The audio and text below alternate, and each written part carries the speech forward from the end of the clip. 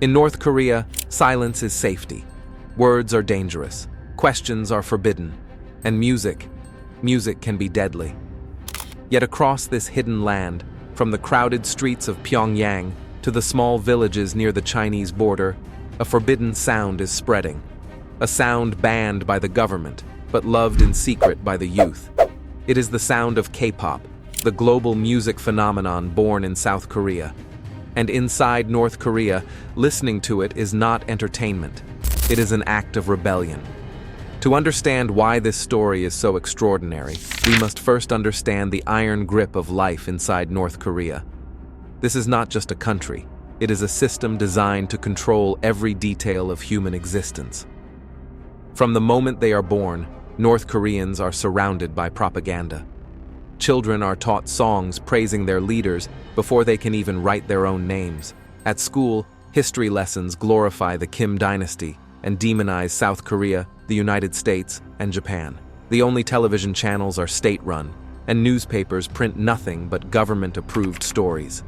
The internet, the window to the world that billions use daily, does not exist for ordinary citizens. Instead, North Korea runs a closed intranet with heavily filtered information. Even fashion and hairstyles are regulated by the state. There are approved haircuts and clothing styles, and anything that resembles South Korean culture is strictly banned. This is not just censorship, it is the construction of an alternate reality. The leadership works tirelessly to convince people that North Korea is self-reliant, advanced, and superior to all other nations. And for decades, many citizens believed it, because they had nothing else to compare it with. But the world outside has a way of seeping in.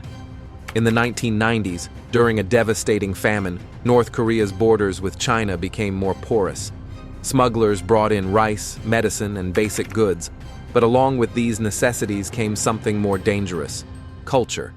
Cheap DVDs of South Korean dramas, pirated Hollywood films, and eventually, K-pop music videos began appearing in the markets.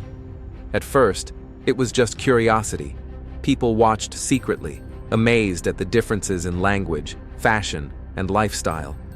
But soon, it became something bigger. These smuggled media showed North Koreans a world where electricity stayed on at night, where streets were filled with lights and cars, where ordinary people could dress how they wanted and speak freely. It was a sharp contrast to the harshness of their own lives. And among all these influences, one stood out more than anything else: K-pop. Most of it begins across the border with China. Traders and brokers hide USB sticks and SD cards filled with music, dramas, and videos. These storage devices are small enough to conceal inside clothing, under shipments of goods, or within other electronics. Once inside North Korea, these files spread through jangmadang, the black markets that have become essential to survival in the country. Teenagers and young adults are often the most eager customers. For them, paying a little money to get access to a BTS music video or a Blackpink performance is worth the risk.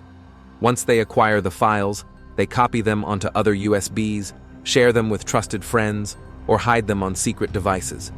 Picture this: a group of young people gathered in a small room late at night, the curtains pulled tightly shut, the volume turned low, their hearts racing as the beat of a K-pop song fills the silence. For them, this is not just music. It is a glimpse of another life, a life filled with color, choice, and freedom.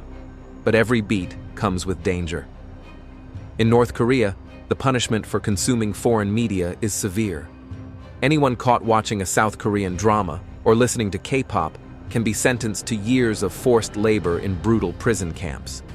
Distributors, the ones who copy and sell the files, face even harsher fates. Reports tell of public executions carried out as warnings, designed to terrify others into obedience. In 2021, Kim Jong Un personally introduced new laws targeting what he called anti-socialist behavior. In his words, K-pop was described as a vicious cancer that could destroy the moral purity of the nation's youth. These laws made punishments even stricter, with entire families sometimes punished if one member was caught with banned content. Teenager in North Korea, raised in an environment of silence and conformity, this feels revolutionary. Even if they don't fully understand the lyrics, they understand the emotions. They see the freedom in the fashion, the individuality in the performances, and the joy in the music. Some secretly copy hairstyles, experiment with clothing styles, or even adopt South Korean slang. Each small imitation is more than fashion. It is a silent act of defiance. This is why K-pop is unstoppable, because it is not just entertainment, it is identity, and identity cannot be fully erased by fear. The story of K-pop in North Korea is not just about fans, it is about a larger cultural battle. On one side is the North Korean regime, desperate to maintain its grip on information, launching crackdowns, tightening laws, and punishing citizens with cruelty.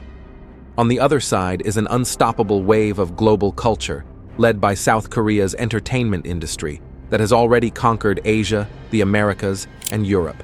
South Korean activists have even joined this battle deliberately. Some have sent balloons across the border filled with leaflets, USB sticks, and SD cards loaded with dramas and K-pop music videos. Their belief is simple. Weapons cannot topple a dictatorship, but culture can change minds. Because once someone sees that freedom exists, they cannot unsee it. Despite the dangers, today the black market for K-pop in North Korea is larger than ever. Defectors who have escaped the country confirm that demand is growing, especially among the youth. Researchers estimate that tens of thousands, if not millions, of North Koreans have secretly been exposed to South Korean culture. And once exposed, the seed is planted. This is a hidden revolution, one not fought with protests in the streets or battles at the borders, but with quiet acts of defiance, pressing play on a song, imitating a hairstyle, or whispering the name of a South Korean idol. Each act is small, but together they form a powerful current. For the outside world, it may just look like music, but for the people of North Korea, it is hope. Hope that the world beyond the walls is real. Hope that life can be different. In the world's most controlled society, where speaking the wrong word can cost you your life, music has become the spark of resistance. K-pop, born in South Korea, has crossed forbidden borders to become more than just entertainment. Inside North Korea, it is survival, rebellion, and freedom wrapped in rhythm and song. This is the secret black market of K-pop, a cultural battle being fought in silence, in shadows, and in whispers. And it proves a timeless truth. No matter how strong the walls, no matter how strict the control, the human spirit will always find a way to dream. If you found this story powerful, don't forget to like this video, share it with others, and subscribe to the channel for more eye-opening stories and hidden truths from around the world. Your support helps bring these stories to light.